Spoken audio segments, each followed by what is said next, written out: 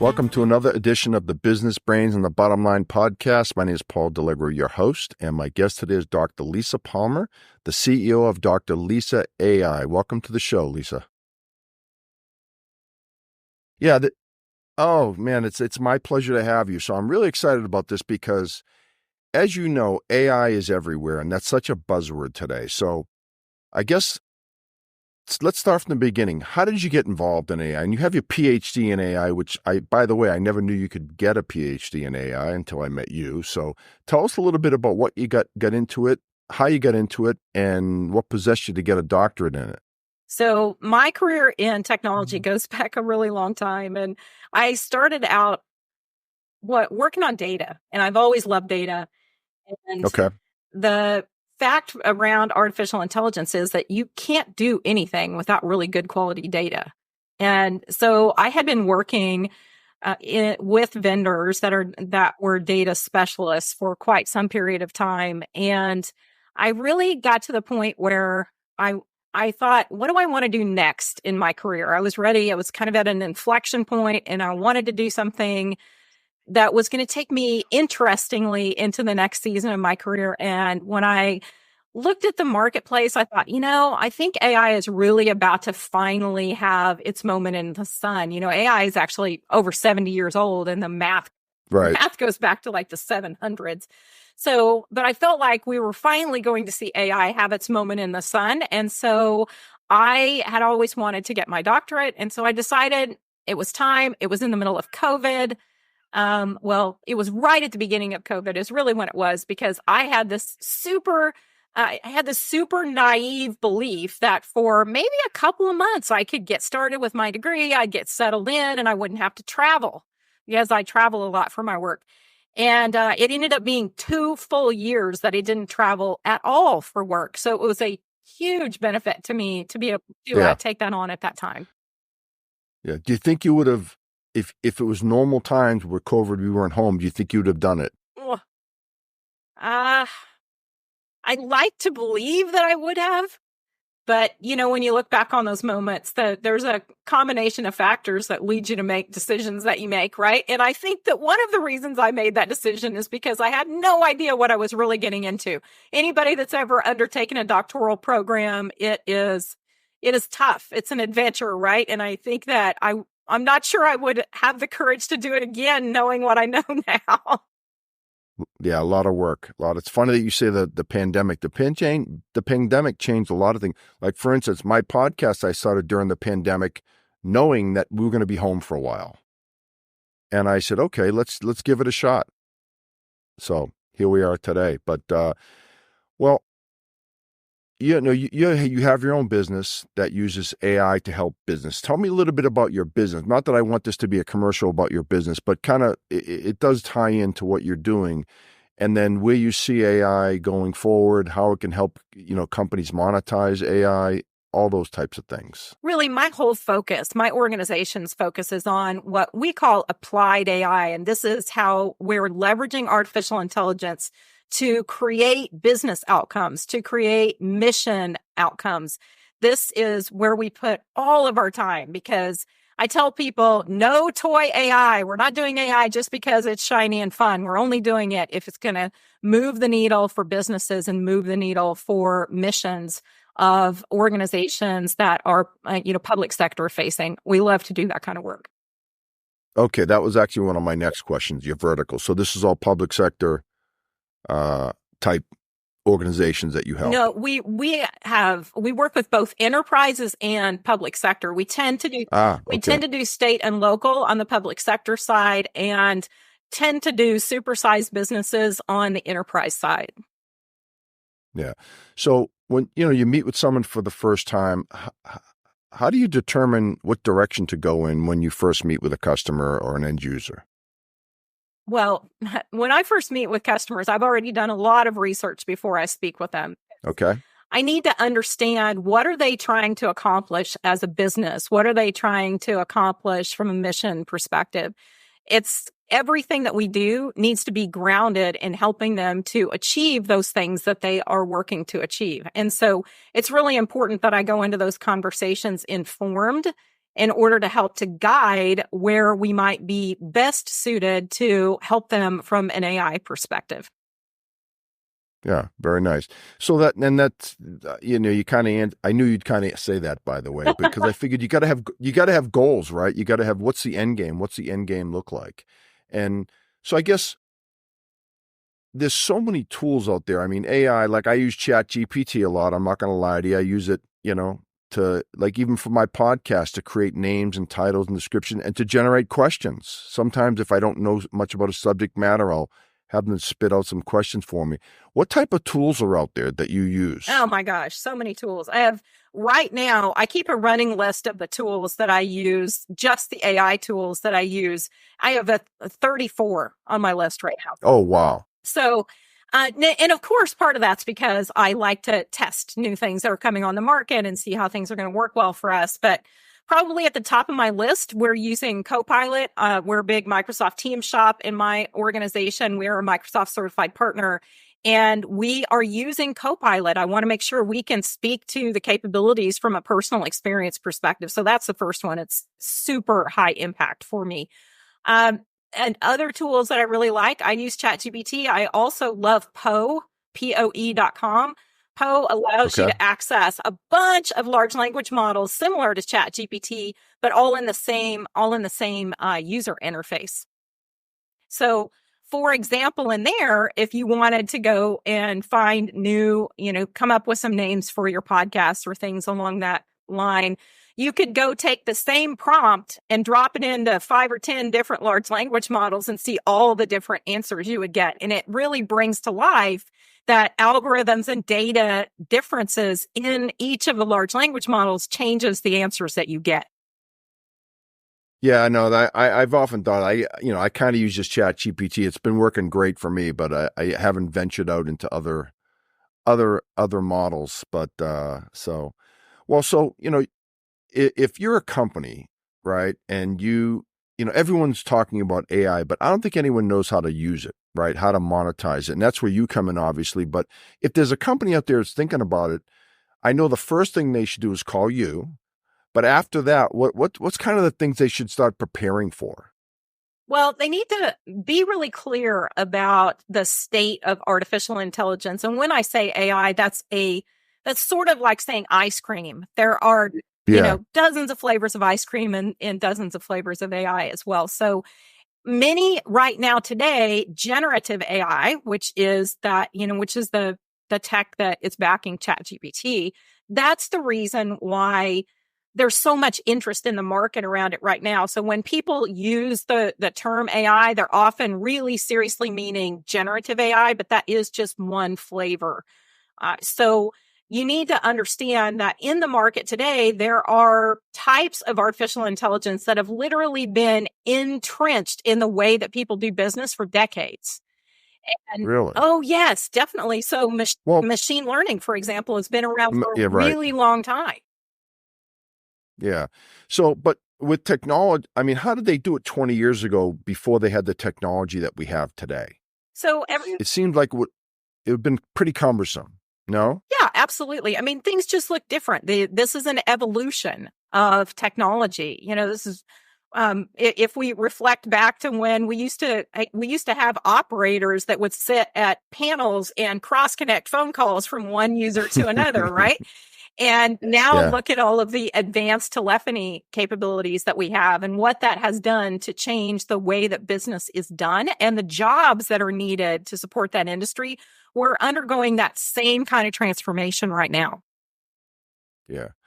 I mean, I think one of the big fears about AI, and you see this in the movie industry, right? About, actors worried about being replaced by artificial intelligence. I mean, and we could go into a million different industries, but where do you see it going?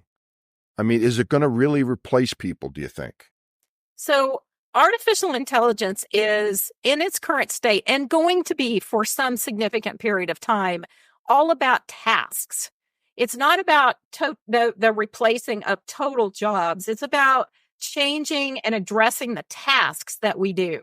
So we are going to see AI replace tasks that are done by humans. That's already happening, and that's going to continue to happen.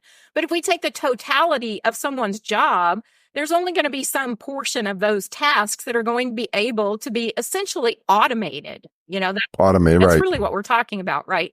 So I like to encourage people to think about what are the tasks in the work that they do that they could benefit from using artificial intelligence as a partner in the way that they do their jobs, and go ahead and embrace that. Think about those potentials. And then how do you change your own job if you have a few tasks that you can automate or that you can make simpler using AI?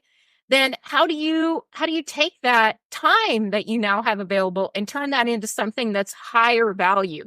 And that's the kind of augmentation to the workforce that I see happening with AI. Now, I'll tell you, there are some jobs that are going to go away, exactly like that example I gave of them cross-connecting phone calls. There are jobs that are going to go away, but there are also going to be brand new jobs that are created. Yeah, and like anything else, evolution. Who knows what those jobs will be, right? It's just going to happen. Yeah. No, very nice. What do you see the pitfalls of AI? Like, what are the gotchas that you're worried about going down the road here? Well, I mean, one of the most important for all of us to know as individuals and certainly as leaders is if you are not paying for a tool, then you and your data are the product. So what that means is, as a cautionary tale, if you're using the free version of ChatGPT, whatever you put into that, they can use it to train their models. So your data is not private. So you have to think of that and what you're going to put into these tools.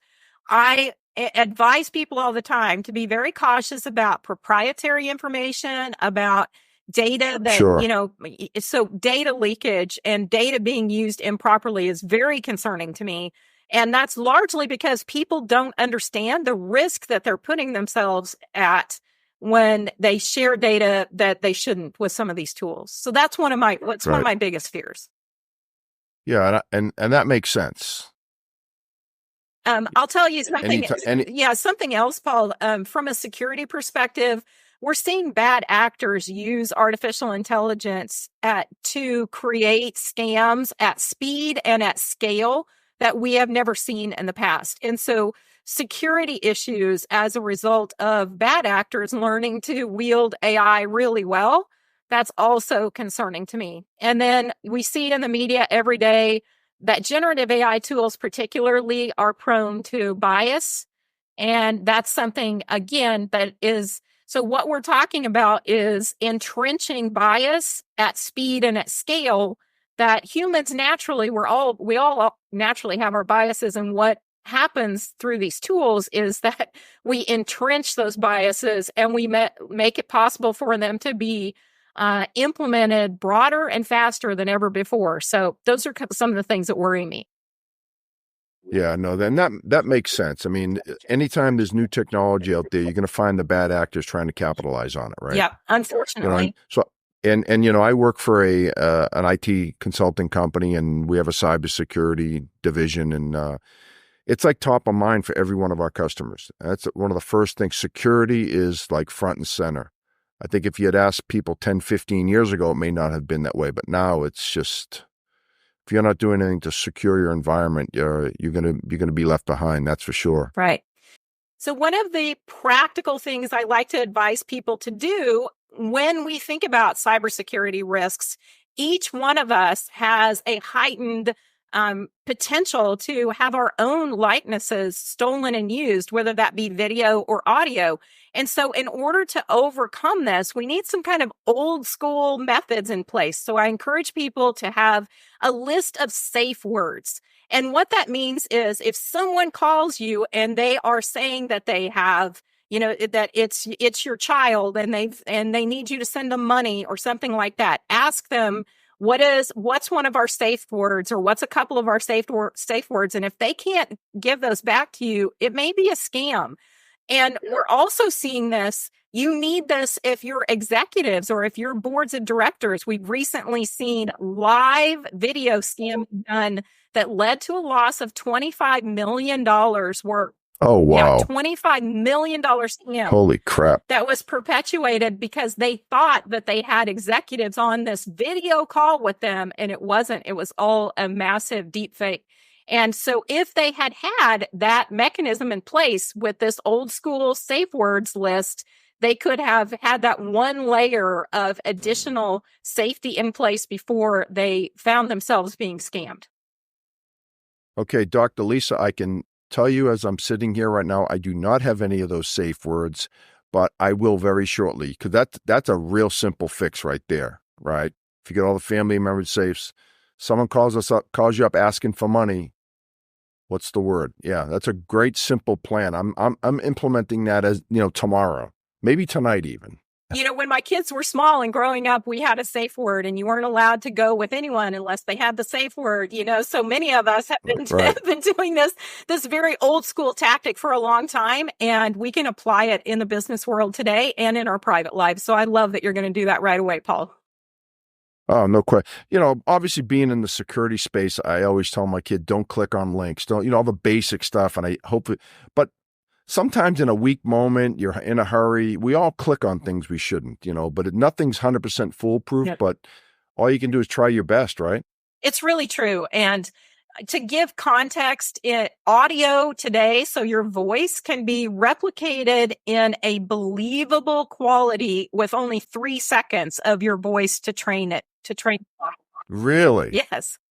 Wow, that's amazing. So that's and who doesn't have 3 seconds of themselves saying something on social media or other places in today's times, right? So it is possible for any and all of us to find ourselves victimized by deepfakes. So you really do need a plan. The deepfake, that was what the Biden administration was saying that was being used against him recently, right? This happens, and yeah, there's the sad thing about it is it creates a trust issue where no one knows what's real online and what's not. So now there's something that's called the liar's dividend. And the liar's dividend is when somebody actually does something, they get caught behaving badly on video or on audio. And then they come out, when they get caught doing it, they come out and say, oh, that wasn't really me. And people don't know whether it's real or not. Yeah. And so it's such a difficult time, particularly in an election year. It's very difficult to know what is real and what isn't in today's times. Well, unbelievable. We know social media can be an evil place, but now this is taking it to another level when you can start actually replicating, someone's voice and image. So with in the deepfake space, one of the challenges that we have is that the bad actors are getting so good at this. And again, what AI allows for is that it allows for increased speed and increased scale. So any problem that exists today can be done faster and on a broader scale, leveraging artificial intelligence. Now, the thing that I really want to make sure people come away with is I am wildly positive about artificial intelligence. And we've talked about a lot of the gotchas here. But in general, that same ability to do things faster and do things at a broader impact, that it also exists to do things that are good for your business, to do things that are good for the missions that people are trying to bring to life for the betterment of society as well. So I actually envision a future where artificial intelligence helps us to cure cancer. Yeah, no, that's a great point, by the way. I've said this for a long time. It's going to be a matter of time before, like, you go to a doctor and they kind of put their thumb up in their air and they kind of guess what you've got. With artificial intelligence, you can put all your symptoms into a database, right? And just like say, hey, this is what I have wrong with me. What do you think? And it can spit you out a resolution, right? Well, and I'll tell you a very personal story. I'm always testing these tools to see what will happen, right? And okay, my dad was having ringing in his ears, and he said, the ringing in my ears is driving me crazy. And they had recently put him on a new medication. And so I actually took he had a handwritten list of his medications. I took a picture of this list of medications, loaded the picture into, I used a couple of different models, but into ChatGPT to begin with. And I asked it if there were any combination of these medications that might have a side effect of ringing in the ears. And it actually identified the two medications that were likely having this, creating this symptom for him. He was able to speak with his physician about it. He verified that, yes, that is something that can be a problem. They switched him to a different drug, and the ringing in his ears went away. Wow, that's a great story. That's a great example too, by the way, right? A good use for it. That's awesome. So that's using computer vision, right? That's like taking a picture so that you get the vision capabilities of these models. And I'll tell you another one. This was super fun. We, myself and a friend were out for the evening in Oklahoma City in the downtown area, and we were riding Birds, the scooters, and we couldn't get it to let us end our ride.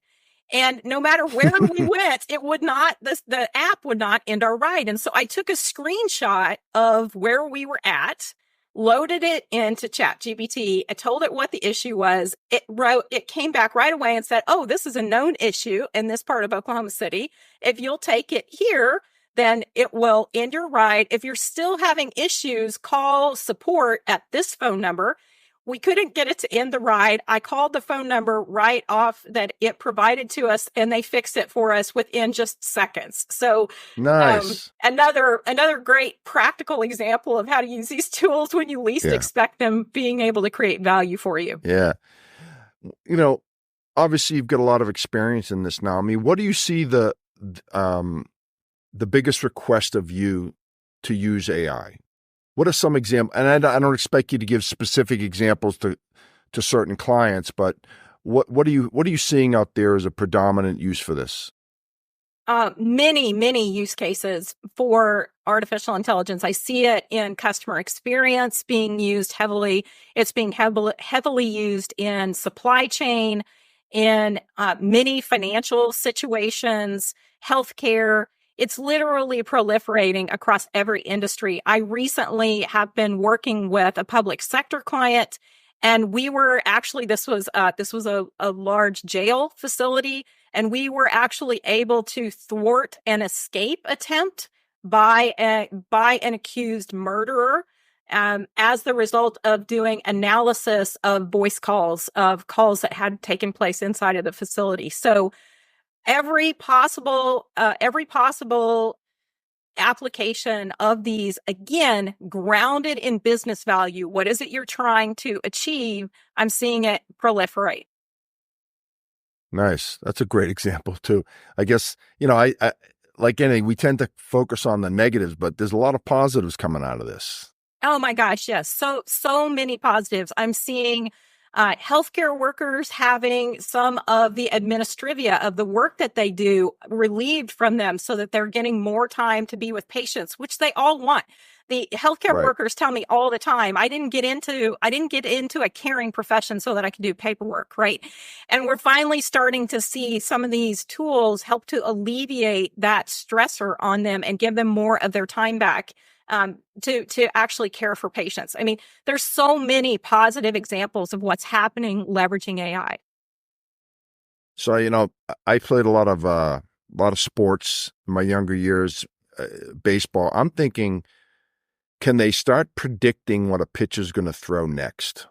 I actually have some sports clients.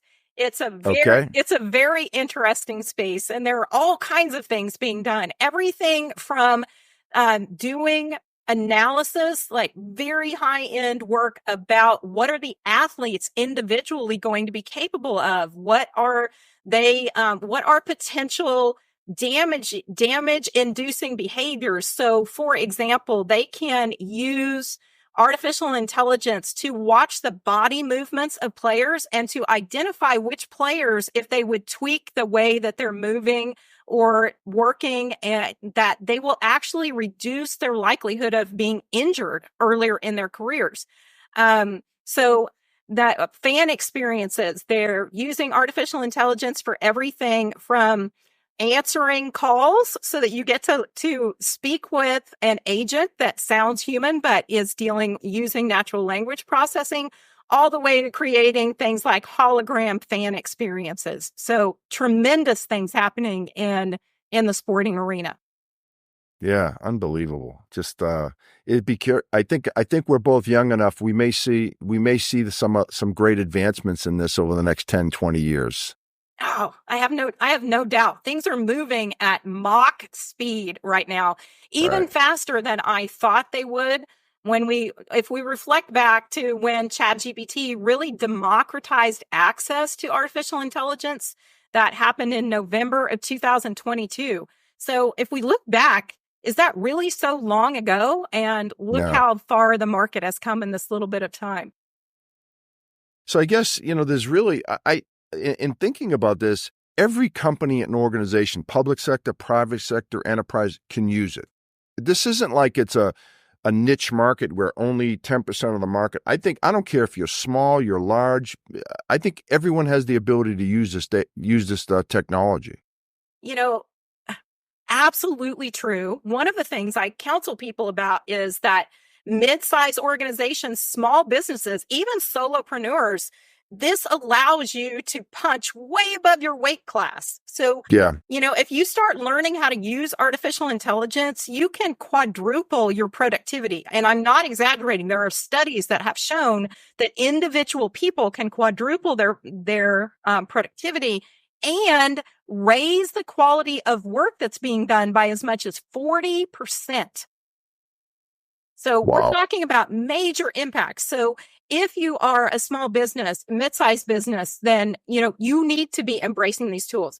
If you're public sector, there's actually tremendous benefits in the fact that much of the expense that comes with creating these solutions in private sector is because they're trying to secure the data.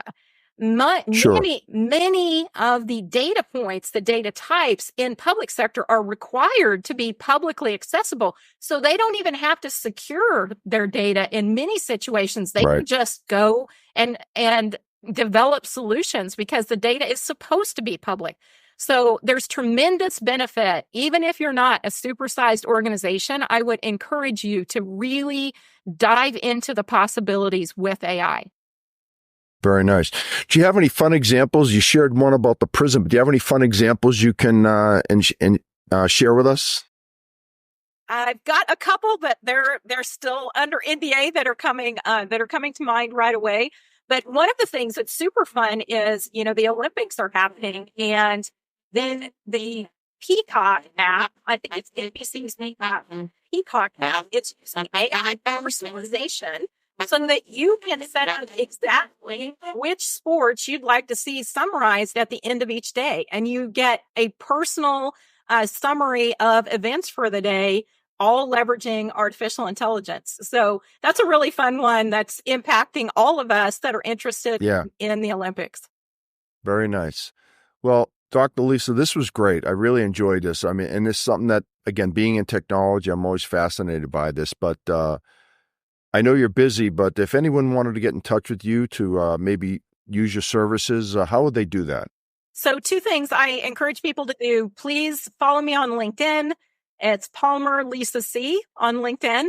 And follow me. My blog is drlisa.ai/blog. I write education pieces almost every week to help to just make people more comfortable with what is possible with artificial intelligence in the world today. And you can reach out to me through Dr. Lisa AI website. You can contact me. It pops up with a highlight opportunity to message me directly. Awesome. Well, that was great. Dr. Lisa, thanks again for being on the show. We could probably go on for another hour here. There's so much to talk about, but I like to keep them to about 30 minutes. That way, it's consumable by the public out there. And, depending on how this thing goes, we may have you on again. I don't say that to many people, but I think there's enough to talk about here as we go forward. You never know. Yeah, it'd be my pleasure, Paul. It's been great talking to you. All right. Same here. And that's a wrap for another edition of the Business Brains and the Bottom Line podcast. This is Paul Deliver, your host. Till next time.